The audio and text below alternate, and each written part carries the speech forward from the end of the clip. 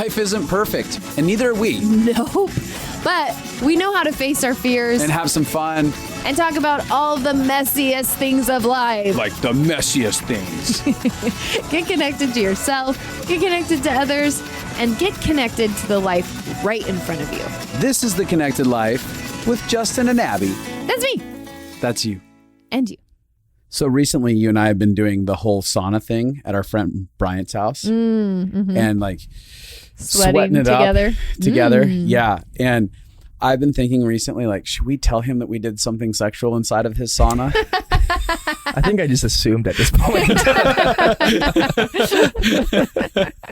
That feels fair. That feels fair. There's nothing hotter than sweating together. Yeah. Literally, there's nothing hotter Than sweating It's together. hot in Yeah, there. in a sauna. It's very hot. Yeah, it's getting hot in here. Better take off all our clothes. You guys, we have one of my favorite humans ever on our podcast today. I just really want to like him a lot. I want to tell a story just to brag on him a little bit.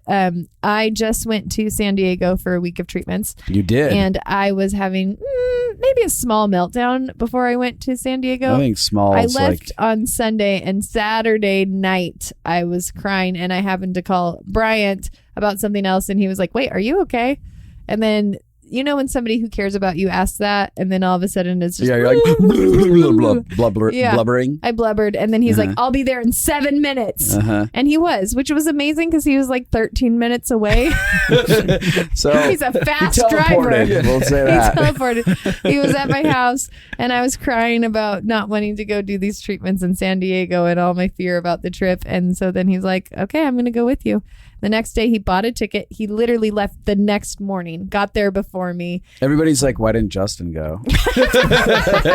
Because he's an a-hole. No, I'm just kidding. I'm just kidding. Because he was holding down the fort, getting things ready for our Spain trip. That's very true. Yes, you're a good spouse. He's a better friend, but you're a good spouse. No, I'm just kidding. I'm totally kidding. Thanks for that, Bryant. But he flew down, went to San Diego with me, went to every single treatment with me, was so kind and caring, was like, "We're going to places Abi can eat." It was so impactful for me specifically. But even there was a girl who came on the trip for work at one point during it, who literally said one of the highest impact parts of the trip for her was watching Bryant love me and take care of me on that trip. So that's like the best human. Yeah, I want to add to that. Bryant, you're a guy that just has a heart of gold. And Thank you. You are fully genuine in all of your behavior. It isn't for anything. It isn't unto getting anything back. It's just who you are. And I watch you as you live your life, and you've seen financial success and opportunity added to your world. You've brought everyone into that along with you, where there's like this invitation to experience life and to love and care for people however you feel that you can. And I'm pretty in awe of the person that you are inside of that. And I felt tremendously loved by how you participated with Abi. So thank you. You're a quality human being and a quality guest.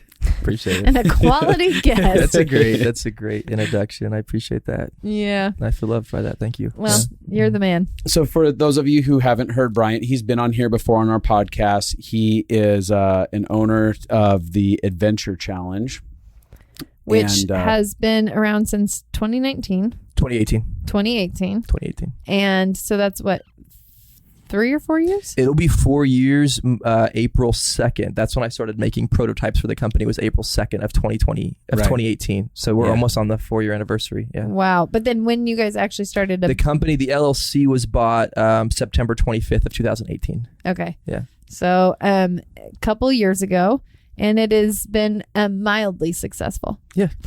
You've made a few bucks. You guys are about to hit, you're about to have a promotion on a pretty big show. I don't know if I'm allowed to talk about that. It'll probably. Are we allowed to? I mean, yeah, I think so. Yeah, we're going to be on the Ellen show. Yeah. Not me, which I would love to be on the Ellen show. That would be awesome. But Ellen's like, no, your books are more famous than you are. We'll take your product. And she's like, and then you can't be in the audience. I know. There's a rule that you can't be in the audience. You stay away. We want your books. Yeah. Oh, apparently audience members have like freaked out on the show. When their products get shown, and they're like, that's my thing. Oh gosh. So they had to ruined it for all all of us. Yeah. So dumb. Man, oh man. But that just shows it's been a really cool thing, the Adventure Challenge, so much so it's found its way to Ellen. And that's a really cool thing. But we're going to go and dive into some of your story that I think transcends any of the things that people would say, like, what would be worth hearing about. You know, when people are like, oh, I want to hear about the success story of building that, which you have shared before, and that's a beautiful story. But I think the heart journey that you've been on in this process is priceless. Mm-hmm. So. Yeah, but actually, maybe do you want to start with just a summary of what happened with the Adventure Challenge and where it got? Because I think that's a part of the journey. Yeah. So yeah, in 2018 or 2017, I got an idea for a scratch-off adventure book. Basically, a book filled with adventures. You have no idea what you're doing until you pick a little square, scratch it off. It tells you what to do. That was the concept. And yeah, I got fired from my job. And so I was like, I'm going to make this product. Hopefully I can make a couple grand a month to free up my time so I can go pursue adventures and acting and other things. And started making prototypes. Got a lot of attention, got quite a bit of attention from investors, and then ended up partnering with my friend Ben Day. And then we turned it into a company. And within like 4 years, it's now getting close to being $100 million company. It's so crazy. That's a really brief summary. Yeah, it's a very brief summary. But pretty amazing. The coolness is that you came from a place of struggle. It's not like you were just like, I don't know, I don't really have a lot. I'm doing what I can do to get by because I want to see some dreams fulfilled. Yeah. And it evolved into something that, again, you didn't even really have a vision fully for. Yeah, no, I didn't start getting vision for it until I started pursuing it. Right. Just the initial concept, it was like this dangling carrot of freedom. And then as I started pursuing it, more and more vision came, and I felt God telling me, giving me vision and telling me, I want you to dream for this. I want you to dream for this. Yeah. And I remember telling somebody, I feel like God told me it's $1 million company. Wow. Like I was thinking $1 million company. And that must have been like, felt vulnerable to say. It did. Well, I felt crazy. Yeah. And telling somebody, they thought I was crazy. Did they? Yeah. And I thought I agreed with them. I was like, yeah, I'm batshit crazy for thinking this. It's a book. It's a freaking book. Yeah. And so, yeah, it was surreal to hit the first $1 million. But that happened quick. That was within like 6 months. Yeah. And then after that, we started making $1 million, monthly, and then weekly. Totally. So it was crazy. But yeah, I didn't have a lot of the vision until I started pursuing it. Yeah, that's so cool. Okay, so tell us a little bit about you've been on a really transformational journey recently. Mm-hmm. Where do you want to start with that? Well, I mean, I could just jump right off the bridge. Do it. And just be like, yeah, so I spent a month in rehab. And dun, dun, dun. Here it is. Rehab. Which is so funny. I have to apologize first to any of my friends listening to this because I didn't lie, but maybe sugarcoated over what I did. Because people were like, where are you going? And I was like, I'm going to a wellness retreat. And do you think you sold yourself on the idea it was a wellness retreat, though? What's funny is I actually convinced myself that's what it was. Totally. Yeah. But I think subconsciously I knew that it was rehab. Yes. And it wasn't until I arrived and the gate shut behind me and they were searching my clothes that I was like, oh God, I'm in rehab. They just asked me to bend over and I'm like, oh God, this is rehab. They were checking my underwear and I knew. Yeah, no, I mean, and I say rehab, it was a bougie rehab. It wasn't like a state mandated rehab where, it was like. You weren't forced to, you chose. Exactly. You could leave at any time. And it was very nice, beautiful. And the people that ran it are incredible. Love them. But yeah, I went to rehab because my dependency on alcohol, weed, I'd say nicotine wasn't the problem, but still it would depend on nicotine, sleeping pills. But it was fun watching you chain smoke. Yeah, it was vaping, and everyone vapes now, and I'm like, it's so bad for you. Stopping nicotine has lowered my resting heart rate 30 beats per minute. Wow. My resting heart rate was 95 to 100 and now it's 65. That's crazy. Yeah, and so people say they smoked, I just need to release. No, actually nicotine increases your anxiety. It makes your heart rate go up. It triggers, adrenaline and all these things. Wow. So just stopping nicotine alone, I've felt tremendous health benefits. But it was nicotine, THC. I didn't like smoke weed a lot. It was just like taking gummies for bed. Right. And it was all centered around sleeping. Yeah. It wasn't like I just loved to rage and party. Recreational party. Yeah, which I like drinking with friends, but I wasn't a partier. Yeah. No one would say that, but it was like I could not turn my brain off. I could not sleep unless I put myself into a coma. And that's how it was since I was 20. 20 years old when I first started drinking. It was like you drink tequila, you take melatonin, and you fall asleep. And it just kind of got bigger and bigger and bigger. And I tried weed for the first time in my mid-20s to see if it could take away the alcohol. Right. So that you wouldn't need it. Right. Wean yourself off that. Exactly. And it's funny because even in rehab, they talk about how we experiment with other cocktails and things concoctions. That's what I was looking for. I was like other concoctions. Like, nope, didn't experiment with that, but other concoctions. And it's really the addictive thing in you that's wanting. It's giving you an excuse to explore other forms of medicating. Right. And so, as much as looking back on it, as much as it was like, oh, I need to try marijuana because maybe it'll get rid of alcohol. I think it was the addictive part of me that was like, we want to try something else, something fun. And you can say it's for a medical reason. Totally. And so, we lie to ourselves a lot, don't we? Yeah. And we do. Yeah. Unknowingly, we sell ourselves on certain stuff. Mm-hmm. Yeah. We're just like, this is why I'm doing this. Yeah. Yeah, totally. It's denial. Well, those will go crazy if we actually are honest with ourselves of why we're doing it. So yeah. That's one of the things I saw the most of from you going to rehab is you getting really honest with you and honest with your intentions and what was going on subconsciously. Yeah. A lot of denial I watched shattered from that. Mm-hmm. Okay. So let's talk about your life before rehab. You're super successful and thank you. and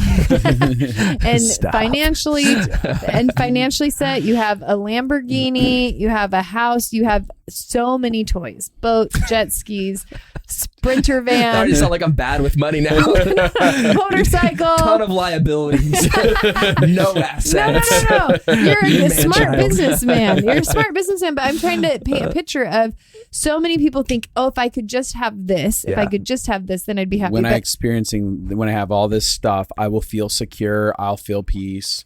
So I'll talk feel my about happiness. You had all these things, but what was life like for you on the day-to-day for the last year, maybe? It was hell. It was hell. And I had every reason to feel quote unquote joy, happiness, excitement, adrenaline, any toy that somebody could want, any opportunity that somebody could want, really I had access to. Yeah. It's crazy when you have access to anything in the world, you don't value it as much. Yeah. Especially if you're reaching for those things, hoping that they fill the void of pain, unhappiness, depression, things like that. So yeah, my last year, I was in a lot of internal torment and hell. It was a lot of pain I was running away from. And I think buying shit was one of the ways that would like distract me. And I like these things. I mean, people like these toys, but I didn't need them. And it was almost like I should have learned, like after you buy 4 jet skis, I don't even use the shit I buy half the time. Like my friends hit me up and they're like, can I borrow your boat? And I'm like, yeah, like I don't use it ever. But it was like, I think there was a part of me just really reaching just to find something that just helped me escape or took away the pain or numbed it. So yeah. What was it that led you to the decision to even do rehab? Yeah. So I think, I think for a lot of years I've tried to cover over the fact that, wait, did I turn the mic off? I kept it on. Good. That I had an addictive personality. Yeah. And so I think Adventure Challenge blowing up, it gave me more excuse to partake in substances. It's like, I have to be alive tomorrow. I have to be on. I have to be at these meetings. I have to think properly. So I need a drink so I can go to sleep, so I can get rest, so I can do these things. So there was always an excuse for why I needed the substance. And it's funny because, I blamed it on needing sleep or whatever. But whenever I, would quit drinking, it wasn't necessarily the sleep that kept me awake. It was pain. It was, self-hatred. Anxiety. It was anxiety. It was just all of these, this crazy, all this crazy stuff that I was going through. And I couldn't stop. Like I literally, I tried so many times to stop, and it was just like, I can't. And for some reason, as self-aware as I like to think I am, I think I really just like pushed that part of me down. I was like, I don't want to look at this part. I'll be self-aware about everything else. But the alcohol, the drugs, I just need to look away from it. Well, it was helping you survive, is what you thought. And I was really sick at one point. Yep. And so I think there was a whole mixture of things. But yeah, I got really sick at one point. And I couldn't even go to a coffee shop without feeling I was going to throw up. Yeah. And that's when I met you. And that didn't have anything to do with even the alcohol. That was like anxiety, being stuck in fight or flight.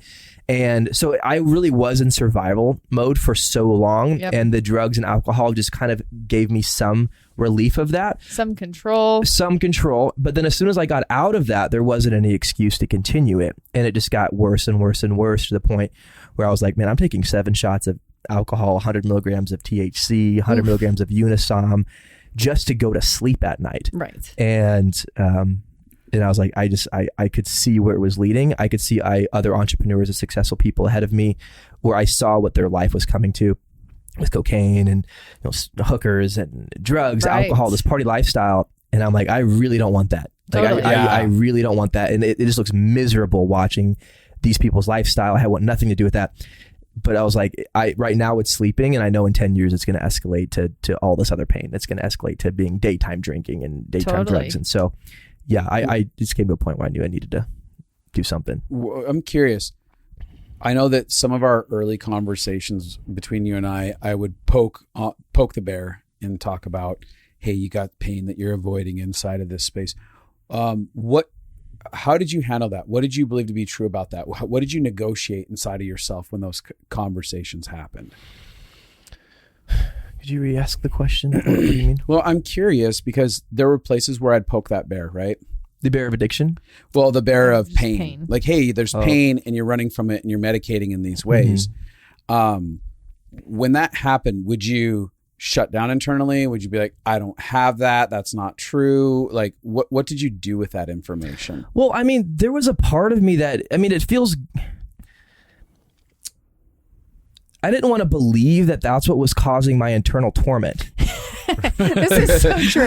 That's why I'm asking this, because this is human. This is human. It was like everybody experiences. It's like this. No, that's holistic bullshit. Like, no, there's some medical reason. There's something else that it's not my internal pain. I was not a World War II veteran. I wasn't molested as a child. Right. Like, no, I refuse to believe that my avoidance of pain is causing this torment and this addiction and this, self-abuse, things like that. So, totally. I think that's kind of what I was feeling. That feels so real. That feels very real. And that's something, again, that universally when people are told like, hey, actually a lot of this is your pain driving you, they're like, no, it's not. It's something else. And that's that denial. We don't want to have to be like, yeah, there is something there. And now I have to, if I acknowledge it, now I got to dig into it and face some of it. And that's pretty scary. So it's terrifying. And what's crazy is it doesn't make sense because, like we can't experience joy without pain.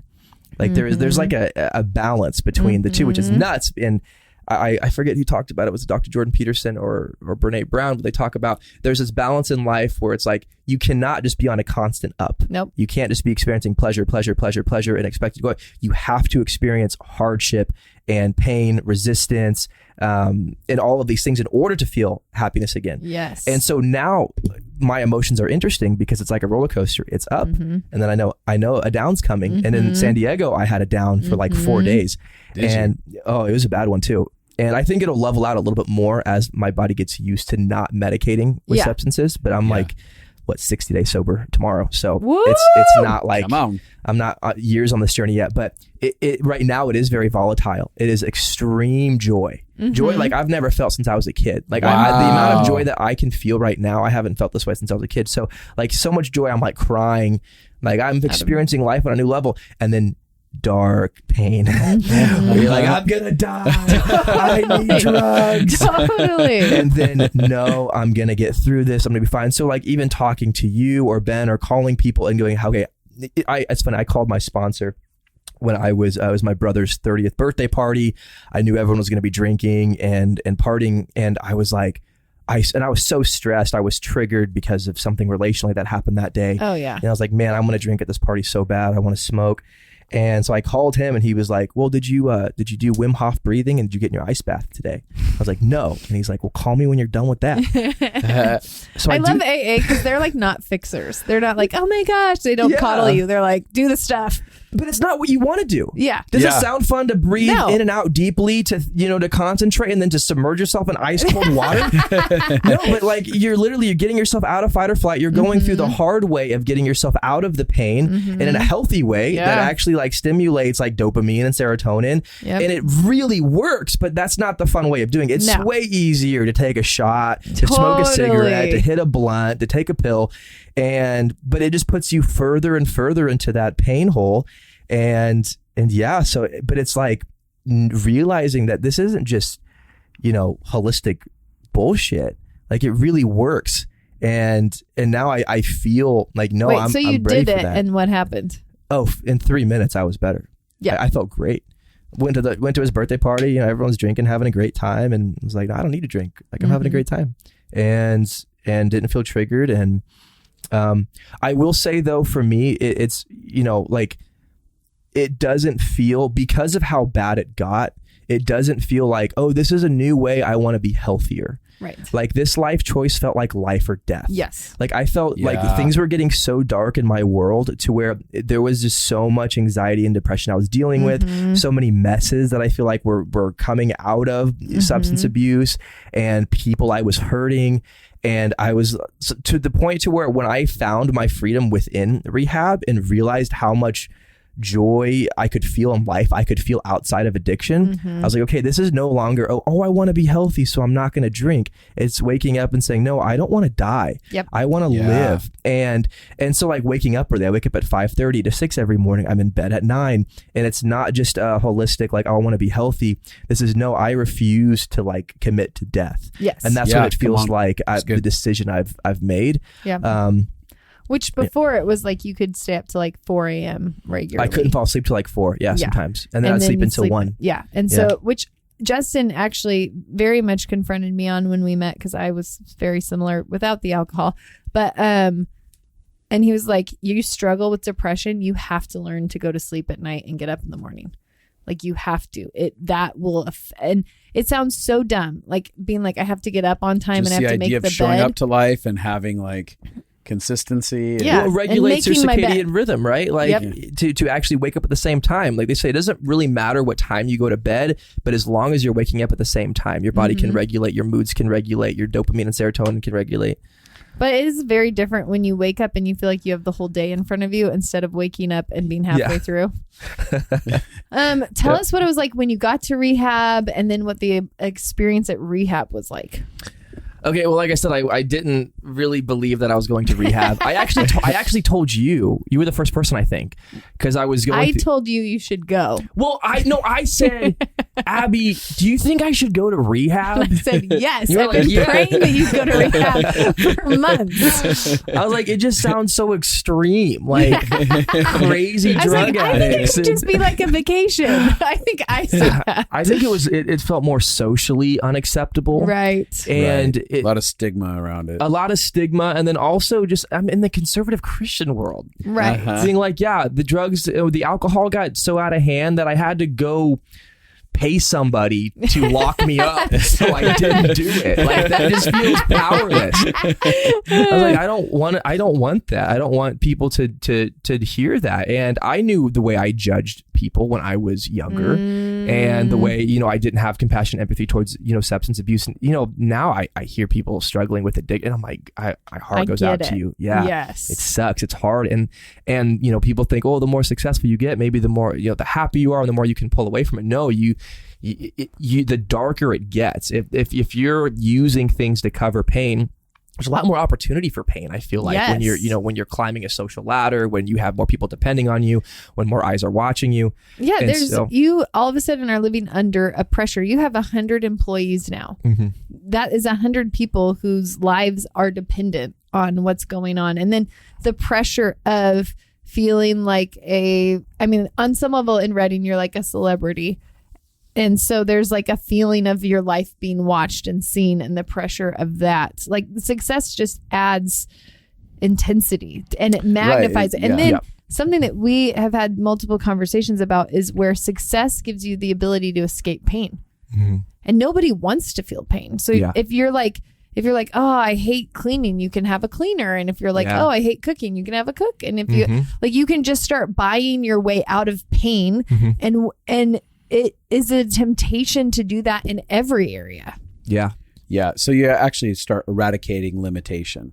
And limitation is what causes us to have to look at hurdles inside of our hearts, because limitation brings up triggers, frustrations, problems. And then we're all of a sudden like, I can't run from this. But once you start having something that can just blow the wall of limitation down, man, you're on a one-way trip to nowhere Goodville. Well, and you don't get fulfillment. Anything you have to pay a price for, like where it takes time and effort, you feel really fulfilled when you succeed in that. But if you can just pay to have it done or whatever it is, there you lack that self-esteem that comes from having to follow something and having to do something or having to produce. That was one of the first things in rehab that brought peace, is I had to like clean my little studio that I was living in. And it's so funny. I totally think God led me to the right rehab center, because you can go, I could have gone to a rehab center where there's celebrities and they do your laundry and they put your pajamas on for you before you go to bed.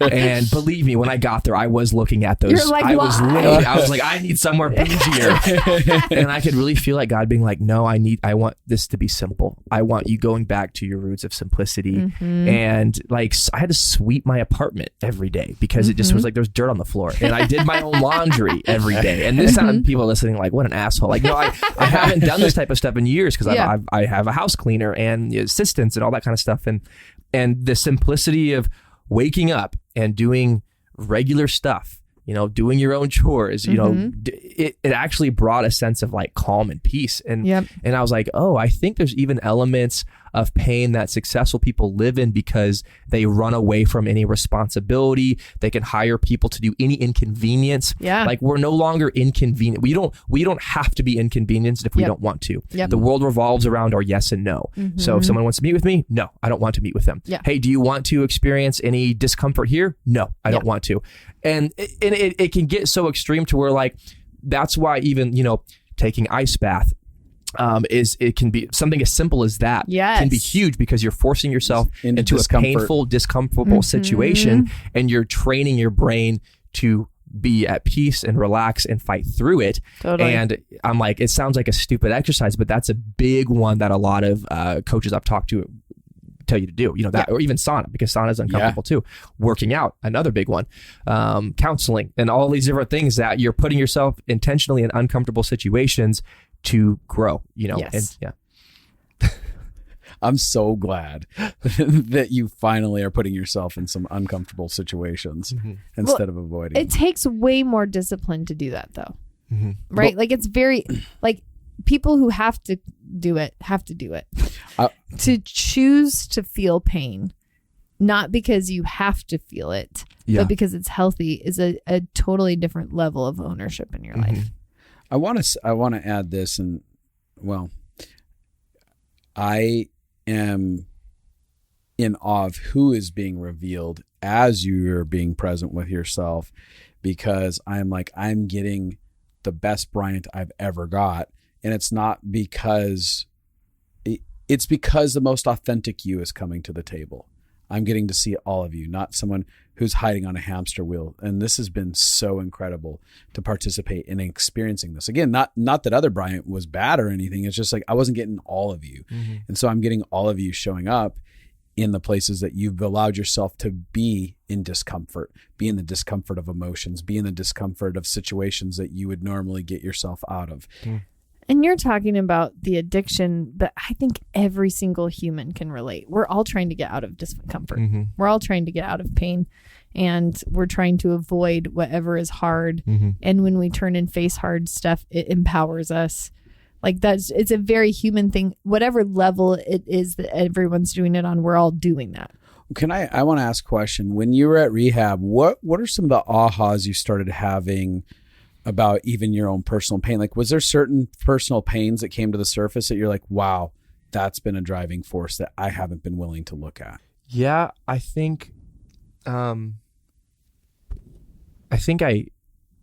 like my whole life I've struggled with a level of self-hatred.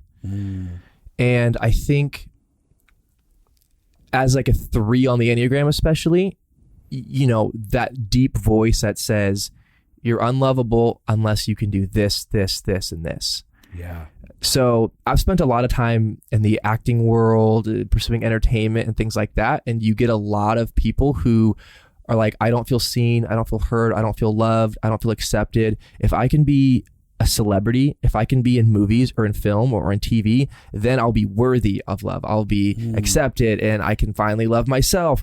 And I think for me, there's always been a reaching of, instead of doing the work to find out why I have this self-hatred or why I don't think I'm worthy or believe I'm ultimately worthy, even though I would say I feel like I am.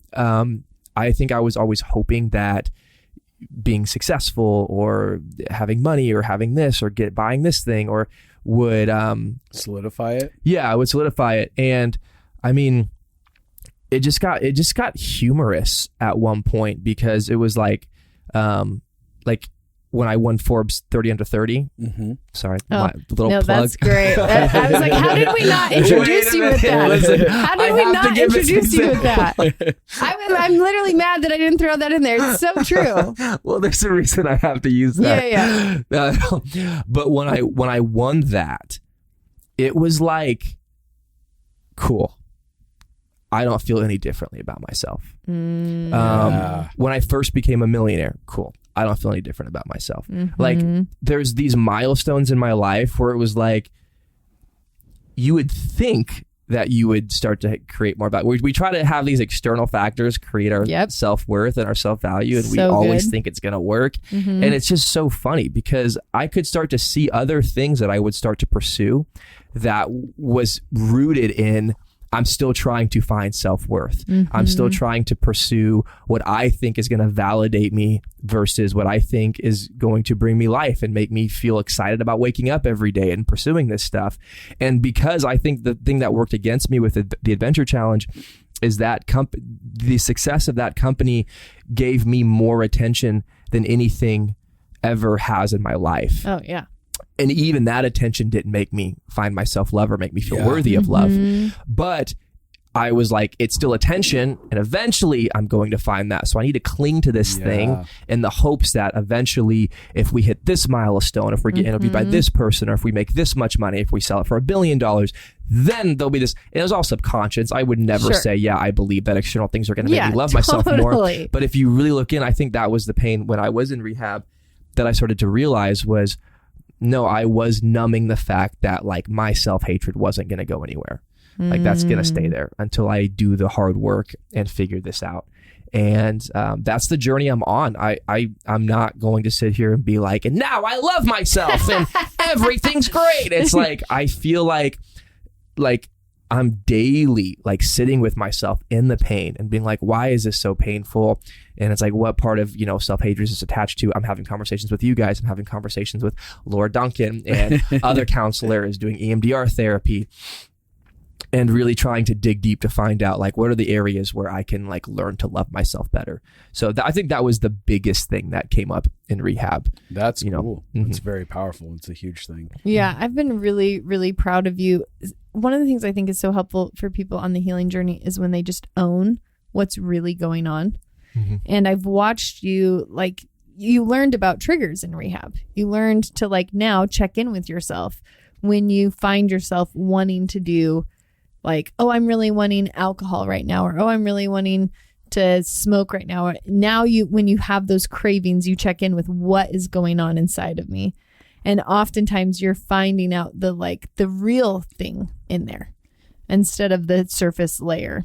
Yeah, well, with addiction, it's weird because like understanding triggers on an emotional level, like I get into an argument with my brother and he says something and I know when I'm triggered. You can feel that. Why am I triggered? And you're trying to figure out and kind of diving in. And I feel like having a business partner like Ben, there's a lot of triggers like that. He's had triggers for me too. We trigger each other. But I'm saying like having a business partnership, there's constant triggers happening all the time. And the triggers is an emotional reaction to something they say or they do or how you feel. And it's very easy for me to quickly figure out what's going on. But the thought of, oh man, I really want to drink right now. Oh, I want to smoke right now. I never associated that with being a trigger. And so like, oh man, I really want to, like, if people, I really want to eat right now. I really want to eat right now. Yes. Yeah, I really want to go shopping right now. Literally and I'm like, oh, those are triggers too. Like those are ways your body's saying, I need dopamine. I need love. I need attention. It's so true. Yeah. And so now when you have those, you're able to like trace them. Yeah. It feels like an alert. It's an alarm. It's when you need something, like something hurts. And now you're paying attention, yeah, which is so different. Yeah, I don't think a lot of people actually consider when they have those alerts that it's not something they actually want. Because they're like, oh no, I want weed. No, you don't want weed. I want porn. Yeah. No, I look at naked boobs. I don't think you do. I don't think you really want boobs. You need some love. But I think it's hard for people to go and start saying, I actually don't want any of those things. Yeah. And I think that that's one of the big steps is I don't want that. What I really want is comfort. I want resolution. I want peace. I want relief from something that feels really intense inside of me.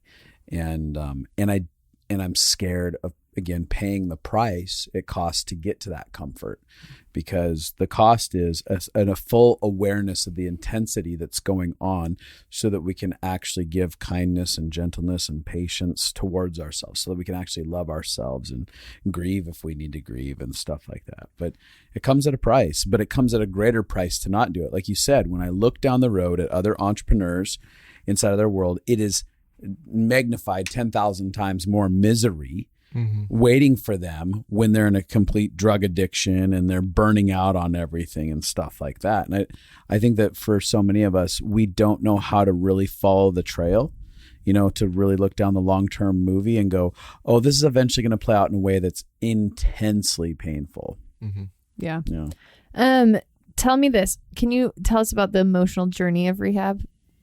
From going from numb to feeling. Yeah. What was that like? Yeah, it was volatile. It was like freaking Bitcoin right now. It literally was just like you're 100% on cloud 9 and then you want to slit your wrist the next day. Not that I was never like suicidal, but yeah. But that's what it felt like. It felt that volatile. It just was like, I get to rehab and instantly I almost had a panic attack, because you get there and they're like, hey, the first couple days we have like some anti-anxiety medication. I'm like, I don't need that.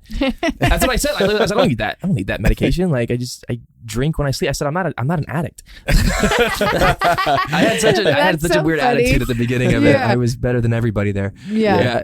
And in my, I don't think I felt better than everybody. I think there was this thing of like, I'm not as bad as everybody. Yeah. That's what it felt like. I'm not as bad as everyone. So I'm kind of better than everyone. Yeah, exactly. It was like, I'm like, but man, the first day I get there and literally people are, there's this girl who's like throwing up in her room because she's detoxing from alcohol. And there's another girl, talking about heroin. And so, yeah, I'm like, I'm not that bad. Like, I'm going to have zero withdrawals. Like, I'm not withdrawing from alcohol. I don't have like track marks on my, you know what I mean? Right. Like, it wasn't, but then I started to realize like, oh, I'm really here. I'm actually here for this thing. Like, I'm committed. And they take your phone away for the first 10 days and you have no distraction. And almost went into a panic attack. I was like, I need those meds. So took the meds and and then the first day you get up and you do a bunch of boring shit that you don't want to do, like daily affirmations and sit through counseling and yoga and just I'm like, this is so boring. Like, I hate this. And I don't know. It was but there was that side of it. But then I think I was also going through a recent breakup.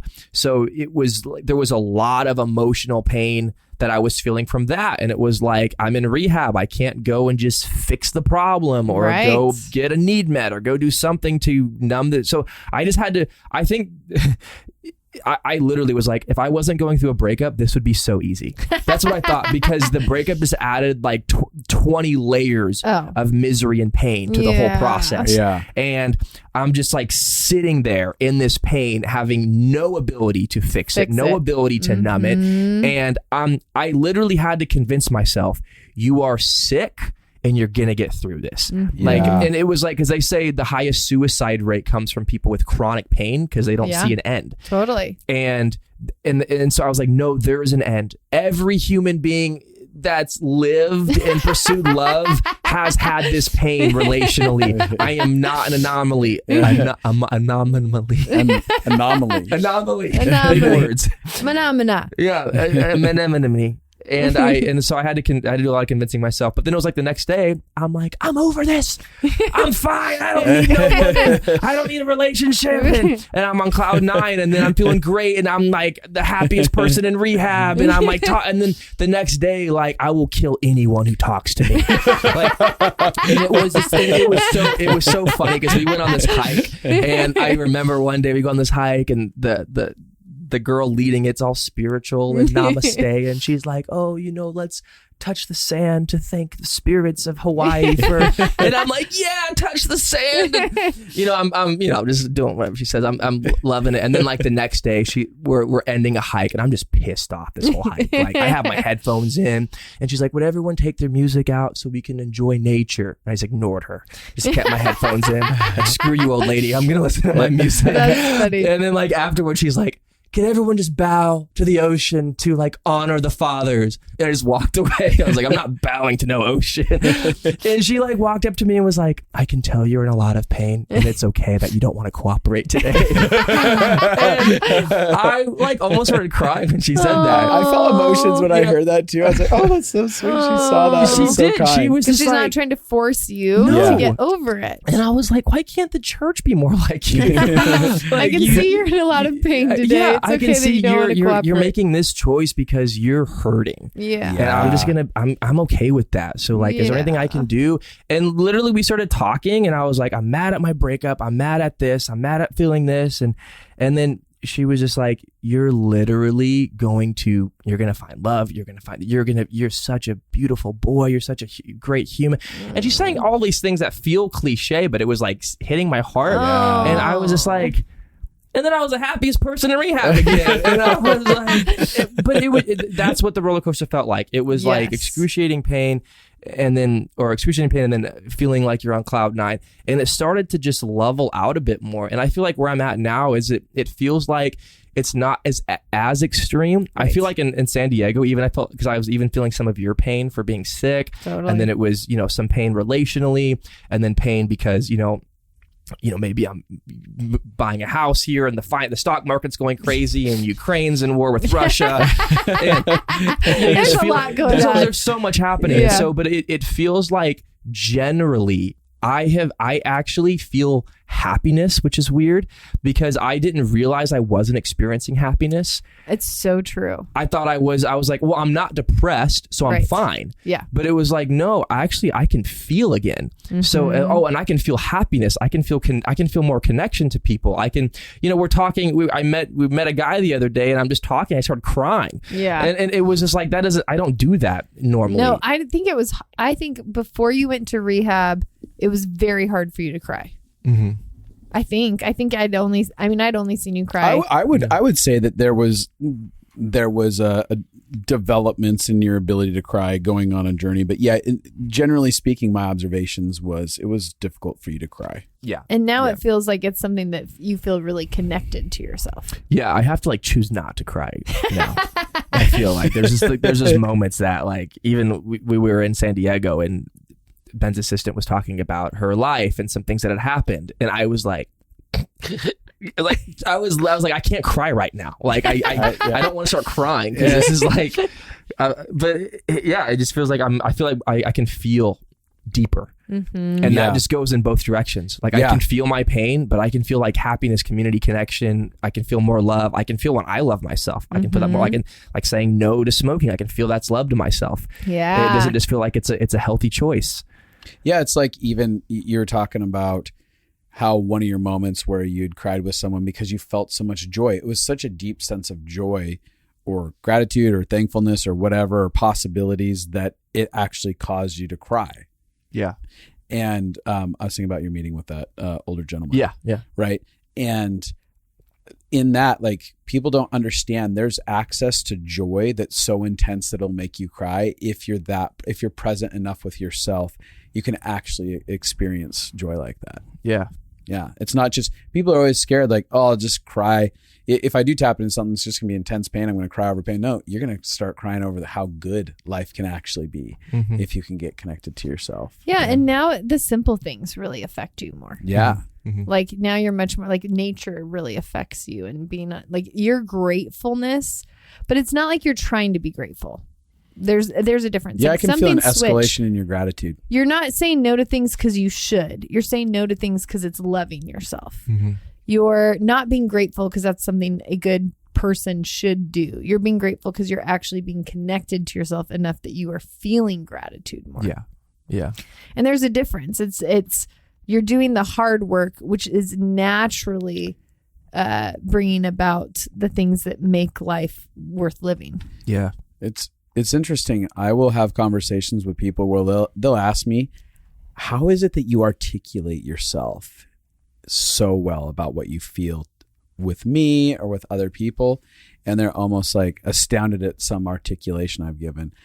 And I don't think anything of it. I'm just communicating what I truly feel. And I think that when we are willing to get super present with ourselves, our articulation goes through the roof, because all of a sudden we're saying all the unsaid things. And like when I think about you even being able to communicate your joy and your pleasure, I can hear it in an entire different way, because you're tapped into genuinely what you're experiencing. It's not just like, oh, that was cool. You're like, oh, this is why this was wonderful for me. Yeah. It's really cool seeing that. It is weird. And I have a fear of over like hyping the emotions that I've been feeling these last 2 months. Yeah. Because I just don't, I don't know. I don't know why I have a fear of that, but like it literally changed my life. Those 30 days in Hawaii changed my life. I did not expect it. I was not expecting, I think I was expecting, oh, this will get me on a right track for the year. Yeah. I wasn't expecting it to go, no, my life feels like it's reset.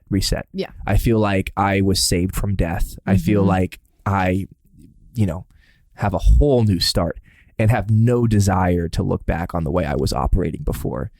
And kind of a little mad that I didn't do it sooner. I'm like, I allowed myself to go through so much hell and torment. And even the reason I'm excited to share and tell people that, yeah, I did that. And is like, I want people to feel more okay with getting help. Destigmatize it. Yeah. And I even, in rehab, I was practicing. I'd go out surfing out of the rehab center, and Hawaiian locals would be surfing with me, start talking, why are you here? And I tell them I'm actually in rehab. And they go, oh, that's so brave, that's so awesome. How sober? I'm actually sober too. Yes. And I started to realize that so many more people are in pain or have gone through this journey, or absolutely, my sister went to rehab and she's doing so good, and I just started to do that to kind of destigmatize it for myself and see how judgmental are actually people being, and how much judgment do we actually receive, because we think everyone's going to judge us, but out of let's say I've shared with 100 people, I've maybe felt judgment for 2 or 3, and those 2 or 3 people, it's not like I don't envy your life anyways, or like really value the way you view me, so it doesn't actually affect the way I view myself or whatever. But I feel like just in who I've been able to talk to and explain this, they've all celebrated it. But yeah, I'm like, I actually have a lot of value for people who are willing to go get help and be honest with themselves where they're at in that journey. Well, I just think all of us have the capacity to be addicts. I just honestly believe that, given the right circumstance. I used to probably have a little bit more of a high horse mentality, and then I went through so much crazy shit the last 4 years. And I remember being like, unfortunately, one of the infections I have gets worse with alcohol, and weed is not like a fun experience for me. It just makes me feel like I feel when I'm sick. So I remember being like, if I could, if there was a drug that I could use, or if I could drink alcohol, I would totally do it to escape the amount of pain I'm in. Like I just recognize like every human goes through pain, and every human wants to get out of it. Yeah. And oftentimes we hit points in life where the pain is so big, we don't know what to do. And so it feels like you need an escape. I think that there are plenty of people who would sit and listen to this and be like, yeah, I don't think I could be an addict. I don't have any behaviors like that I do. But there's a lot of people that are addicted to to control. They're Totally. addicted to doing the right thing. We're addicted to religion. Mm-hmm. Addicted to judging people. You can be addicted to religion. Yes. You absolutely can. Absolutely. And there's this massive addiction, and they don't know it. They think it's like, I'm doing my. You can be addicted to people pleasing. You can be addicted to helping people. That's like mine. I'm like, and we can lie to ourselves and be like, no, I'm not addicted and I'm not medicating. Actually, there's a lot of behavior that you're provoked inside of your life that is all addictive medicative behavior. You just justify it because it looks good to everybody else. Exactly. Can you get off Instagram for 3 days? right. No, that's like really true. Yeah. Uh-huh. Okay. What are some of the responses that haven't felt good? What has that been like for you? If you tell somebody that you went to rehab. There hasn't been a lot. Like I said, most of the I haven't told a lot of people. Yeah. My close friends and my family know, and then a few people I've been direct with, like my little brother. I told him today, hey, I was actually in rehab. That's why I was gone. So none of that has felt. I think some people, the responses that haven't felt great are the people who brush it off as, oh, it's not a big deal. Like, yeah, totally, that's great. I'm like, I don't think you realize like how much I was dying. Totally. Like how much I was in internal hell. And I think people can brush it off and be like, oh, good for you. Like that's so I don't know if that's felt weird, or maybe if people are a little bit more like oh, it wasn't that bad. Like, well, you're not gonna not drink forever, right? Yeah. Like I told someone the other day, I was like, actually, I don't know if I said I'm at least going the full year without drinking at all. Mm-hmm. I'm like, I don't know if no alcohol is forever for me. I know it's not right now. Right. I know it's not this year. And I said, but if I'm being real, if I can say I will never drink again and I can actually keep that actually make me happy. And this guy was like, he's like, well, yeah, good for you for being ambitious. It's like, oh God. He was kind of, he doesn't meaning anything mean by it, but it was just kind of like, yeah. But even that showed me. I was like, you think not drinking forever is an ambitious goal. Right. Like, how crazy is that? Totally. Like, that's ambition? Like, don't poison yourself every night. Yeah. Can you talk about your health and what has like happened in your health? Yeah, just from this? that's pretty dramatic. That's pretty too. crazy. So I'm on TRT therapy, which is testosterone replacement therapy. Yeah. Because my body just has quit making. It just stopped. Stop making testosterone. And to give you an example of how bad it was, a normal level is anywhere from 300 to 1100. Someone my age, my levels were at 32. Which is crazy. Yeah, which is the average testosterone level of a 50-year-old woman. That's what my doctor said. Or a man who's That's on his funny. deathbed. Yeah. I mean, she's like, even a 70-year-old man has more than this. Wow. And but so my testosterone was at 32, so they put me on testosterone therapy. And I got up to 300, and the doctor was like, I need you to double your dosage so you get up into 600. Right. And I was like, well, I was thinking, okay, I'm going to go to rehab next week. I wonder how much my testosterone goes up when I give up weed, alcohol, nicotine, sleeping pills. So I was like, okay, so I didn't double it. Mm-hmm. I went to rehab. I got back, retested, and they were looking at the charts and they were like, oh, your testosterone's perfect. It's literally in the 600s, right where we want it. And I was like, yeah, I didn't take any more testosterone. It's amazing. And she was like, holy shit. She's like, can I doesn't just do that. Yeah. And she's like, can I use you as a testimony for people? And I was like, yeah, do you want? I mean, and all of these, I feel like I wake up feeling happy. I can go to sleep at a good hour. I can wake up at a good hour. A ton of these weird health issues that I was starting to develop kind of fell away. I was like, damn, like, but yeah, like my testosterone, I'm still on TRT, but I'm going to start seeing a doctor who hopefully can get me off it completely. But yeah, I don't have to take as much as they thought in order to have normal levels of testosterone. So cool that that's it rebounded. Crazy. Yeah. Now, one thing I thought I would mention is there is a lot of transition though when you get back, because I think this is good for anybody to know. When you radically transform your life, there's a lot of you needing to figure out what life looks like now, because your whole life looks different. Yeah. Like you used to hang out with people from like 8 p.m. on, and now you are like going to bed at 8 p.m. Yeah. 8 p.m. And a lot of drinking activities. Yeah. Like a lot of activities. So now it's like changing your whole habits of everything. Yeah. What has that been like for you? I had to reconnect with purpose, which is a big thing. And that was a big thing that happened within rehab, was realizing that me trying to continue to be entrepreneur, businessman is not bringing me life. And because like I don't like waking up and having meetings and doing this every day and realizing I'm only pursuing this because it's given me a ton of attention. Right. And so saying I'm actually going to start pursuing what makes my heart come alive, so that this year what people see me pursue is going to be so different than what they've seen me pursued for years and years. But once I connected to my actual passion and drive, then it gave the pain more of a purpose, because it's like, oh, I'm not going to bed to wake up and do stuff I hate. Also, any employees listening to this, I don't hate you. It's not like I hated them. It was like waking up and deciding the obligation. Yeah, the obligation of running the company, doing company stuff. It was like, it did not make me come alive. It's not your design. It's not. I wasn't designed to be a CEO and run the business. It was. I'm a creative. I like making stuff. Yes. And so when I was able to connect with my passion and go, this is what I'm going to run after this year, it was a lot easier to be like, good night, guys. I'm going to bed because I'm going to wake up and start pursuing this thing. And so waking up has been really easy. Going to bed has been really easy. Separating myself from certain people because I'm just like, I know you're going to want to drink, has been easier. And so, but I feel like if you don't connect yourself to something that you're passionate about or you know will make you come alive, then you're just going to go right back into it because you're going to go right back into numbing because you hate your life.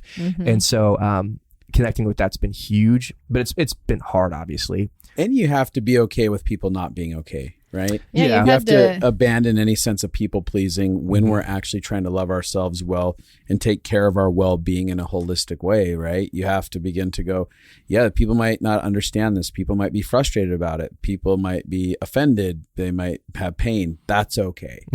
Yeah, I've watched. That's one of the things I've been most proud of you for. You came back and you've decided, I am going to value my health journey as much as I need to. So a great example would be your brother had his 30th birthday and you're like, I can totally come till this time. Yeah. And then I have to leave, knowing that it's going to be a late party and they'll all be drinking and being like, I feel comfortable coming to this time. And then I'm going to go take care of my body, not ruin my sleep cycle. You know that your sleep cycle is your trigger for alcohol. Oh, yeah. So being like, I'm going to protect and guard my sleep cycle, even if people want to have fun late, because I actually know that this is what my body and my emotions need in this season. Yeah.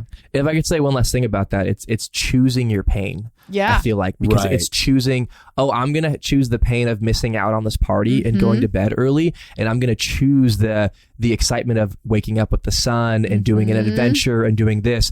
So it's like there's always a give and take. And it's like, sometimes we all want our cake and to eat it too. We want every benefit. And it's like, no, like you actually have to choose what pain you're giving into in order to experience the joy on this side. Yes. And for me, I was missing out on a lot of life and joy because I was not choosing my pain. I just wanted everything. And then you get almost nothing there. So good. Yeah, because when you'd stay up late and drink, then the next day you would feel miserable and you'd sleep in and then I think that's a good question for people. Are you deliberately choosing the pain you're experiencing in life? Well, and this is something we teach all the time in our courses, is you will choose whatever you think causes you the most pain. So before rehab, you thought it caused you more pain to not drink. And now after rehab, you're like, it causes me more pain to drink. Yeah. The choices you make when you drink, the way you feel when you drink. Oh, God. Yeah. 100%. Yeah. Well, I'm so freaking proud of you. And I hope that everyone goes to rehab. No, I'm just kidding. The other thing, a lot more people need to go to rehab than they realize. Yes, 100%. The one thing that I will say, though, is you made a choice in rehab that very few people did and do, because I've been friends with lots of people. And I just want to highlight that before we end. You chose that you were going to do all the stuff. Talk about that. Oh, yeah. I went to every meeting, every counseling, the only thing I didn't do was yoga. I hate yoga. I won't do yoga. But everything, the schedule's long and it's very inclusive every single hour. There's so much stuff to do. And I was like, I'm going to do it all. I'm committing to the month. I'm going to go to all these sessions, even if I don't like this therapist or think I'm smarter than that. I'm going to go to every session and I'm going to get the most out of it until the final day. Because there are people like a week before at the end, they got like senioritis and they were starting to emotionally check out. And I was like, I will not check out until I'm out of here. And that was hard, but it was it was awesome. Yeah. It definitely paid off. Well, every conversation I've had with you in rehab and outside of rehab, I have felt very inspired. Yeah, thanks for talking to me. We talked a lot when I was did. in rehab. We did. Like you were a lifeline because I was going crazy at some points. Yeah. And so much pain. At the same time, it was interesting because I ended up in my 10-day excursion to Texas. That's right. Oh, yeah. at the same You had time. your own So form of you rehab. guys like related. We're both going to our own rehabs, I guess. Whatever mine is, I don't know what's happening. Your but soul rehab in the middle of the entire desert. Did you talk about that on this podcast? Your 10-day excursion? Oh, cool. Yeah. Awesome. Yeah. Talked about that. It was He had an up and down experience, very similar to you. Really? Yeah. Yeah. Crying and then happy. Roller and then, coaster. It Yes. was a huge roller coaster. Yeah. The near panic attack situation as I started it out, and what is happening inside Well, of your me. life was an actual danger. Like, that I can see that. I was in Hawaii at a resort. So, yeah. Yeah. It's so fun to watch you go on your journey. And Yeah, it just feels very inspirational. I feel excited for people to hear this because just every time I hear you talk about it and what you're learning and how you're connecting and how you're recognizing like, oh, I don't want attention to feed me. I need to find my own purpose. And you came back really on a mission for identity. I need identity outside of what I can do and prove to the world. And it feels so powerful and just reminds you, it's so helpful having friends around you that are like, happiness is an inside world thing. It resets your own life and there's things that you're connecting to in purpose that just feel re-inspirational to me. And when I even just listening to this conversation, I was like, I'm so excited for people to hear it because it's inspiring to me and I'm getting to watch it. Yeah. And I think that there's something powerful about choosing the road of humility versus being humbled. Being forced to. Yeah. Being forced to. And I think there's such a cool invitation in this for people to choose the road of humility, to be like, what are the areas that I'm in denial about, that I've been avoiding, that if I actually choose to humble myself and acknowledge that I need help, that I need care, that I need to look at places that I don't love myself or I'm not taking care of myself. Like there's something so intensely gracious about that shows up. There's an immense amount of grace that finds us inside of our humility. And that's why I'm excited that you chose into it rather than having yourself be humbled by terrible situations that pummeled you in a way to where your arm was twisted behind your back. I think that's one of the things I'm most proud of. You didn't wait until you had to. Yeah, I feel good. I'm grateful I didn't hit rock bottom, and it wasn't like rock bottom. Now I'm getting shipped off to rehab because I've screwed up my entire life and burned my company to the ground. Literally, yeah. And there was a lot of people there that they were there for rock bottom, and it was heartbreaking to see that. And so, that's a big deal. Hey, to wrap this up real quick, how can people find out about you or find you? Yeah, like if I'm on Instagram, I'm active on Instagram, Bryant Ellis. But I have a podcast called The Fail Journal. It's awesome. Where I teach people how to embrace failure. Failure is not the opposite of success, but a prerequisite. Yeah. That's the tagline for my podcast. So good. I fail a lot, so I talk about it a lot. I love about my failures and shit. So The Fail Journal, it's a podcast you can find on Apple, Spotify, anything like that. It's also, you can follow us on Instagram. Yeah. And we got a big project that's going to be landing on YouTube in the next year. Hell yeah. That you're in the process of filming now that you're back and doing your thing. And I'm really excited. I may even get to be part of the travels with some of that. Oh, so 100%. Can't wait for that. So, hey, I love you, buddy. And for all of you guys who have listened to this, rate, review, subscribe, and share. Actually, something really fun, and we'll tell people again maybe about it. We're kind of like our ratings and reviews that we have are in the top 1% of the top 1% because of listeners out there listening and going out and rating and reviewing. Keep it up. We appreciate it. It's kind of a big deal. Woo. That's a huge deal. Yeah. I really appreciate y'all out there. Yeah, so go rate, review, subscribe, and share. It means a lot to us. It's high engagement, they said, from our audience. We have a very, very high engagement from our audience. It's a big deal. So, all right. Love y'all. Love you, Bryant.